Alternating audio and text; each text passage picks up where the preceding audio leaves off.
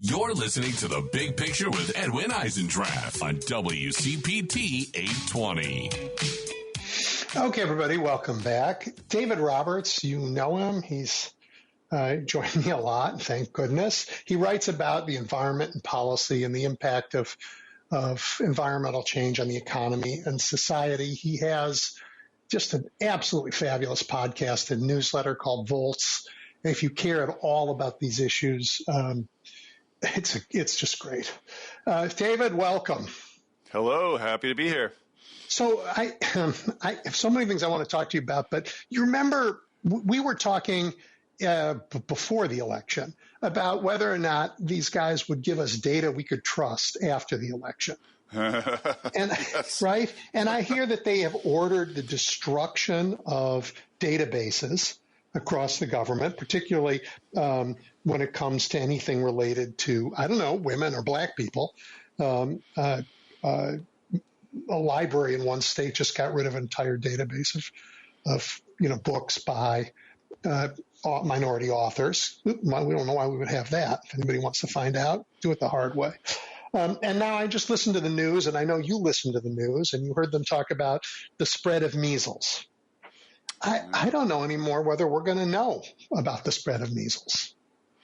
Well, that is the point, and this is one of those areas where if you go back a ways and listen to the sort of most hysterical warnings from the left. They weren't hysterical enough. They were, they were all absolutely correct. And that's, this is, and one of the things people say generally about autocrats is the first thing they do when they come in is go after media, go after the information environment. That's the basis of everything else. And the key is to get you and to get the polity in a state where they don't know anything or they don't trust anyone. They don't trust any information they see. They don't know what's real. They don't know what's true. And so they turn to the big strong man for protection. That's just this is just like the least original observation on the planet. It's been true of every autocrat in the modern age, absolutely predictable and absolutely going down as predicted. And it's funny, he's talking about government efficiency, quote unquote, but he's chopping stuff that saves us money. He's chopping stuff that is maintained by third parties that doesn't even cost the U.S. Treasury any money. You know what I mean? Nothing, you can't make any sense of what he's doing if you look at it through the lens of efficiency. He's it's not efficient. How expensive is it to send? Targeting knowledge-producing institutions. Those are the first ones to go. Yeah. And this lawless tyrant in the executive branch seems to think he can force the country to continue to burn coal forever. Seriously, David, what's that about? Well, I never know. It's always hard to, when these people talk, my sense that I get from the MAGA people generally, and it's Trump is it's the truest of Trump of all, is that they kind of view politics as a game of move and counter move online. You're online jousting, trying to own the other side, trying to make good rhetorical points, trying to troll the other guy. I don't get any sense that they understand on a deep level that beyond this online fight that they're engaged in, there's a world with institutions and real people and real things happening. Do you know what I mean? I just don't get the sense that they have a good sense that their words and actions are connected to things in the real world. So when Trump says, I'm going to bring back coal, how are we to interpret that? Is that meant to be a prediction about affairs, about things in the actual world? I don't know that it is. I think you should just read it as a sort of expression of solidarity with a certain class of his supporters. It's just a way of saying to a certain class of his supporters, I see you and I value you. And the even more surreal part of this is it's unclear if you're a laid off coal miner or, like a poor person in Appalachia, if they are taking it seriously as a statement about the world. Do you know what I mean? Like, I don't even know if the people hearing this are interpreting it as a statement about the real world versus just, I see you people. I care about you. You're on my team. We're on the same team. I think that's literally like 90% of what he says is just that. It's just, I'm expressing, here's who's in my team, and here's who's outside it. Here's who's under my protection. Here's who's not. It's just mob boss. It's just mob boss mentality. Like, you're on the inside, you're on the outside. So I don't think we should worry ourselves talking about the actual facts of coal, in America. Like, of course he's not going to revive it. Of course it's dead regardless. Of course we all know that. But here we are reciting statistics, but they don't care about that. You know what I mean? They don't care about the truth of the question. It feels slightly ridiculous taking it seriously and talking about it as though it's a serious thing. Like, I just don't think he'll spend money on it. I don't think they mean it seriously. Well, he'll spend money on it. I mean, talking about efficiency, he'll try and spend money for a while. But the coal is so inefficient. And so, I mean, no matter what he does, he doesn't have the power. Yeah, I mean, I'll just say this about coal. The only way there's ever going to be a new coal power plant built in the United States is if the government funds it top to bottom, front to back, start to finish. That's it. Yeah. You cannot persuade a private party, no matter their ideology, to invest money in that. It's just an obvious, very transparently obvious money loser. So, I mean, maybe who knows, Trump can distort things and warp things to the point that the money that the government actually does spend the billions of dollars to fund a coal plant. But I don't anticipate that. I don't see him doing that. So I would just say we're never going to have a new coal plant in the U.S., period. I think that's right. I mean, David, the things that people don't really know, and let's just take a minute on the economics of energy. I mean, you know this. The world has moved on. The world really has moved on, and some of this is due to other administrations have helped seed this. Other countries have helped seed it. But the technology of energy is not what it used to be. And no matter what these terrible people do, I don't see fossil fuels being the dominant form of energy 100 years from now. I just don't see it. I mean, the way to understand coal was, it used to be cheap, and I put air quotes around cheap. The only reason it was cheap to begin with is that we purposefully did not price the environmental damages into the market. We let the industry externalize those damages, including climate change, but many, many others, mercury, particulates, on and on. And I mean, coal is just the absolute dirtiest, number one dirtiest of anything.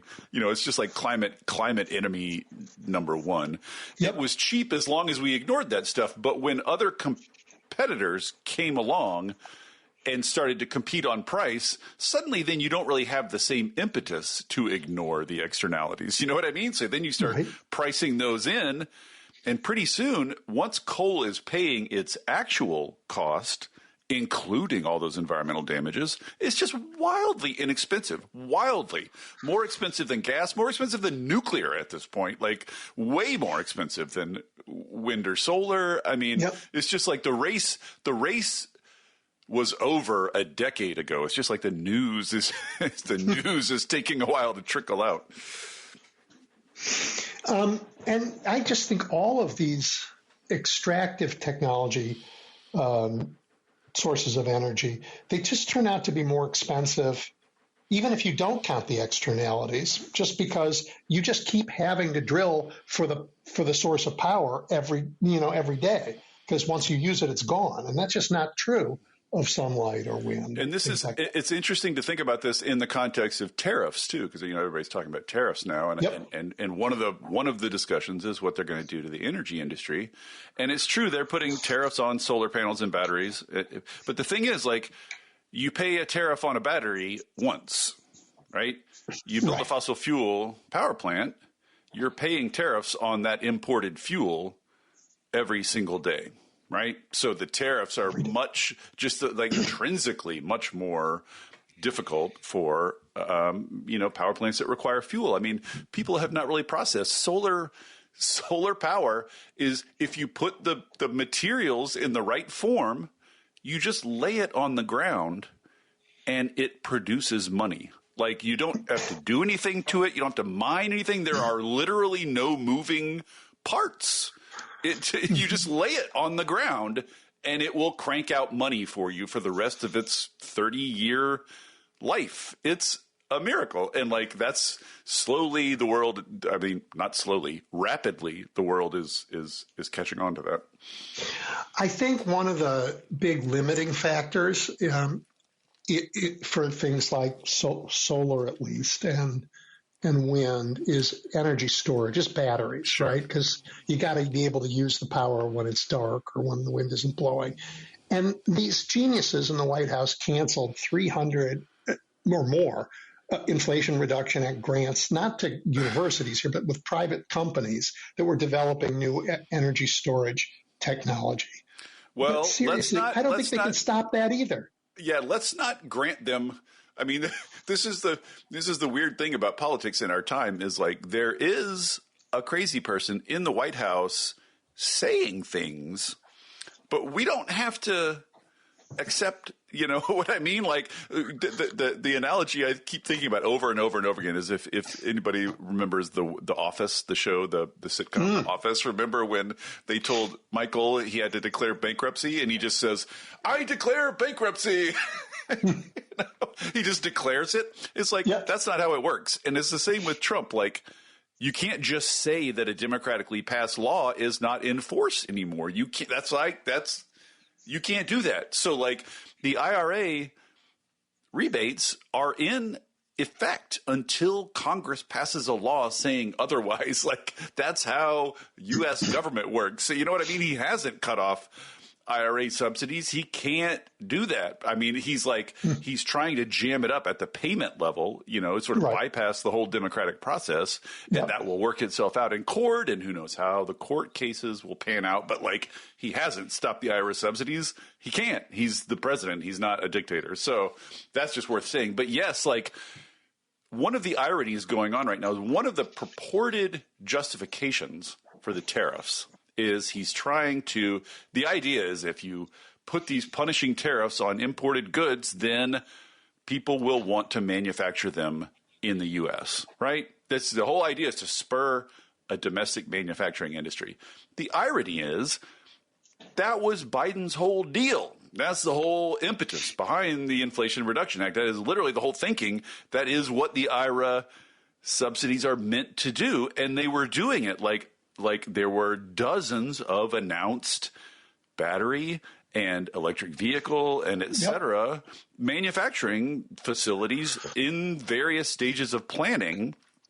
Lots of those are canceling now because of just the volatility, just because no one knows what's going on. So Trump is very actively and directly killing a nascent domestic manufacturing industry, the exact opposite of what he claims to be doing. And that was because that manufacturing industry is mostly going to be EVs and batteries and solar. Like, clean tech is the future. That's the 21st century. That's the competitive global industry of the 21st century. That's what China is kicking our ass on right now, and we're trying desperately to catch up. But that's it. So you can't, like, he wants – he has these cliches flying around in his head of like tough guys in steel plants and, banging hammers. And I don't know what he imagines in his head, what kind of manufacturing facilities he's imagining. But like, if you want a robust manufacturing industry, domestic manufacturing in the U.S., that's what's booming. That's what you need. And he's killing that right now, including a lot of, as you say, battery factories. Yeah, it's crazy. I mean, and maybe China has been serious about this. We say they're serious about it because they wanted to leapfrog us because we were ahead, but they don't have oil, and they don't have it in the United States. This is one of the background facts that people need to understand about energy, which colors all of the coming decades. There are a handful of countries that produce and export oil and gas. And then there are dozens and dozens of countries that don't, that just import them. And so those producing countries are very invested in slowing climate action and trying to thwart clean energy and et cetera to keep fossil fuels. And we're one of them. And we're one of them, but we're biggest one, vastly outnumbered by the importing nations that want to accelerate this, most notably, China. And also China, like the reason we were able to get off coal in the U.S., the reason that our emissions have been declining is that we're mostly switching from coal to gas. We have a lot of cheap domestic gas. China doesn't have that either. So China is being forced to jump from coal straight to solar, batteries, nuclear, clean energy, et cetera. So they, in a sense, have a harder task, but they've been at it longer and they're way ahead of us. They are the fastest electrifying country in the world. And I just wish that all these xenophobic fear of China is basically like the currency these days in politics. Like if you can somehow tie your pet issue to China's xenophobia, you boost its chances of getting attention and passing. But I wish all these people who are so scared of China would look and say why do you think China is doing this? Like, why do you think China is putting its extraordinary resources towards transitioning this giant economy from coal and oil to clean energy? Why do you think they're doing that? You know what I mean? And are we just going to stand like this is Trump's idea is? And I would say generally, it's not just Trump. We've talked about this before. There's a global reactionary, thing happening, backlash happening. And I think the reactionaries in the U.S. especially say, okay, well, as fossil fuels get scarcer, we're going to be the last ones standing. We're going to be the last ones selling fossil fuels. You know what I mean? Like we're going to dominate fossil fuels until they're gone. But it's just it's utterly futile. It's a matter of geopolitics. It's a matter of economics. I mean, we're very it's like close. Saying America's the horse and buggy company. And that's just not, we're tying our future to it. We're going to sell the last horse and buggy. And the thing about that strategy is the last horse and buggy always arrives faster than you think it's going to, right? Like people who say that are always like, oh, we got like a 10, 20-year runway. No, we don't. One of the things to watch for in the next couple of years, and we are just teetering on the verge of China's oil demand has been just rising steadily. China's just been growing throughout the whole 21st century. So everything's been rising. Like I just did a pod on this think tank does a global electricity. I listened to it. And they're just like, here's where people are generating electricity, and here's what's been added since last year, all that kind of stuff. And China has added the most coal. They've added the most wind, the most solar, and the most batteries, and the most EVs. Basically, like China is the most of everything. And they're racing away. And so we're just on the verge of Chinese oil demand plateauing, peaking, basically, because of EVs. Like EVs are the main thing that's going to cause that to happen in China. Mm-hmm. And then once oil demand starts going down in China, this is something that if you talk to people in business, they will tell you that even if they're not very different in absolute numbers, industry that's growing is very different than an industry that's shrinking. Do you know what I mean? So sure, you can't get investment. You can't do anything. It goes away. You cross that peak. You cross that peak and you're headed down, even if it's a very slow decline. Even if there's a bumpy plateau for a while, once growth stops, all of a sudden investors look at you very differently. An industry that is in structural sort of stasis and decline, very different than an industry that's growing. And we are, I would say, within 2-3 years of China's oil demand peaking and then global oil demand peaking. And then I think everything's going to happen faster than people think it's going to happen. So the U.S. strategy right now is just, I mean, it hardly even needs saying, just wildly counterproductive. Inappropriate. There is one to thing any national goal you could name, like any goal. They're not serving any goal well. They're serving the goal of a handful of very wealthy people. I wanted to ask you about something. I've been getting things from the nuclear industry and the American nuclear industry, frankly, that says that they're on the verge of doing some remarkable things. And I don't think that's something that you and I have talked about, but there are a whole bunch of companies, including one that Bill Gates owns, that think they're on the verge of safe, smaller, cost-effective nuclear energy. Is that right? Yeah, I will say I have never bothered to become any kind of expert on nuclear energy, on the different forms of it, the different kind of plants you can build, et cetera, because I've basically been operating with a basic heuristic. Because from the time I started doing this in the early 2000s, every year, without fail, there are articles saying the nuclear industry is on the verge, right on the verge of a renaissance. The renaissance is real this time. We can taste it. It's so close. Everybody's excited, blah, blah, blah. Endless, on and on and on and on the verge, on the verge, on the verge. We've been on the verge now for at least 20 years, as long as I've been tracking that, and we're still on the verge. So my heuristic is just like, build a plant. Like, I refuse to get excited about this anymore. You know what I mean? And the hype is back. The hype about SMRs is back. All these guys who are building data centers are like, oh, we're going to build nuclear plants to fuel them. I'm like, all right, man, that like the battlefield is littered with the corpses of people who came before you thinking they were going to do that. But maybe you can do it. Maybe you have some magic tech sauce that can break through all these barriers that defeated everybody else, and you can actually build a nuclear plant in the U.S. Go for it. Once it's built and it's producing power, I will be at the head of the line celebrating it. I will podcast about it. I will go and throw a bottle of champagne at it, whatever.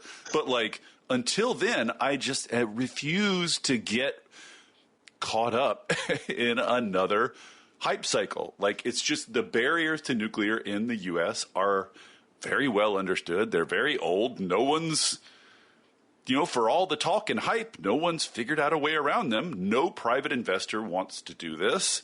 They built one in Georgia. You might remember Vodal, which just finally came online last year.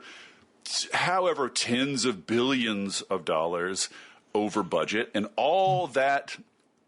And they had an agreement with the utility that all that overage, all that cost went straight to utility ratepayers in Georgia. So Georgia ratepayers are seeing their rates skyrocket to pay for this wildly over budget nuclear plant. And the guy who runs the Georgia PUC, the Public Utility Regulatory Committee, has said publicly, repeatedly, over and over again, we will never do this again unless the federal government comes to us and says, we promise we will pay any cost overage. If this goes over budget, we will pay it, not your ratepayers. And he's like, until they come and sign on that bottom line, no one's going to do this again. So maybe they can make, like, I've been hearing the hype about SMRs, small modular reactors. The whole idea with small modular reactors is if you can standardize the parts and build them in factories, that's how you bring costs down, basically. Mm-hmm. It's like regularizing things, modularizing things, make it so you build it in a factory instead of on site. And that way you can repeat it and learn from it. That's the idea. But people have been talking about that for over a decade now. Hype. And the plants that have actually come online into service that go under that name are, as Jigar Shah said on my podcast, neither small nor modular nor cheap. So so I'm like, I don't have that crusty old environmental opposition to nuclear power based on the waste or whatever, all that kind of stuff. Like, I don't have any of that stuff. I don't have any, I'm fine with nuclear power. It's a hell of a lot safer than coal. As long as there's a single coal plant running on the planet, you have no, you know what I mean? You shouldn't be complaining about nuclear. Like, get rid of the coal, then we'll talk. But like, they just are expensive. They're more expensive to build. Like some countries have figured out how to build them sort of reasonably. Like I just did a pod on Finland last week. Mm-hmm. Finland has 5 nuclear reactors that provide about like 40% of their power, and it seems like to be working fine. Everybody's fine with it, and that's like fine. But like we have all these regulations that need clearing. We have all these financing mechanisms that need to be worked out. We got to figure out who's going to pay, who's the backstop, and all of the, anywhere where nuclear works, it works because the government comes in and basically vouchsafes it, backstops it, and so it's not going to happen in the U.S. unless socialism. I mean, this is what's funny. I talked with Representative Sean Casten of Illinois on the pod a couple of weeks ago, and he's like, it's so funny, like all these guys, all these Republicans are obsessed with the most socialist form of energy production. Nowhere does nuclear exist unless there is a state funding and backing it. So maybe, like again, maybe Trump is, maybe the force of his willpower is such that he can like bend the government to his will, and we will spend billions of dollars of public money building another nuclear plant. Maybe so, but I got some old ones around me here in Chicago. I mean, the idea of like extending the life of existing nuclear plants, that's a fantastic idea. Let's do that all we can. And like, if Microsoft wants to pay to bring 3 Mile Island back into service, like it's ludicrous, but like go ahead, like fire up those old nuclear plants. But like building a new one, it's just I just am skeptical, and I'm going to be skeptical until it happens. No matter how many press releases I get, until I see one producing electrons. Right. But at any rate, you're confident, and I am too, that the era of fossil fuels is reaching its denouement, and a new energy order is coming, and that the United States is firmly committed to screwing it up and losing out. Yes, the way I put it is, like, the transition from fossil fuels to clean energy is underway and inevitable. Like, the end point is inevitable. What we have our hands on are the timing, how fast it happens, and the equity, how fairly it unfolds. We can affect those through policy, but we can't stop it through policy. Trump's not going to stop it. Like, this is, I mean, one of the things we're sort of learning to our dismay, I think a lot of Americans are learning to our dismay, is that like America is not really like the big man on campus anymore. You know what I mean? Like, in a sense, like, who cares what we do? Like what China and India and like Vietnam and those countries, those rising Southeast Asian countries, what they do matters much more for climate, for global economics, for like what kind of power, you know what I mean? Like, for everything, those are where the real significant decisions are being made. Like, in a sense, like the U.S. is,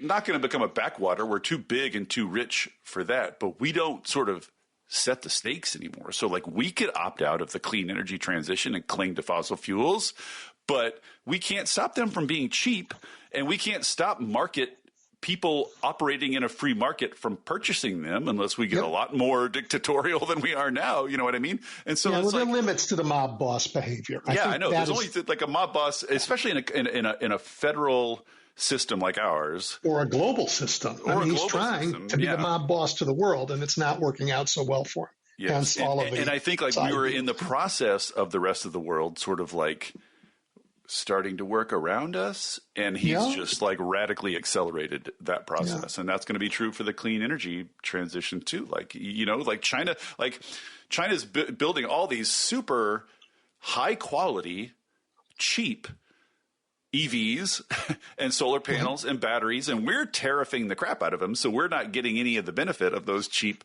things. But like Vietnam is, Pakistan is. I just did a pod on Pakistan a couple of weeks ago. Like, Pakistan has gone from 0 on solar to like 40% of its power coming from solar in a matter of like 3-4 years, just because China is producing this massive surplus of super cheap solar panels. And Pakistan is like, yes, please, we'll buy all the cheap solar panels you want, we're not going to put tariffs on them. And so we're watching developing nations do this leapfrogging that we've been talking about for decades. You know what I mean? They're jumping past fossil fuel infrastructure. It's not us.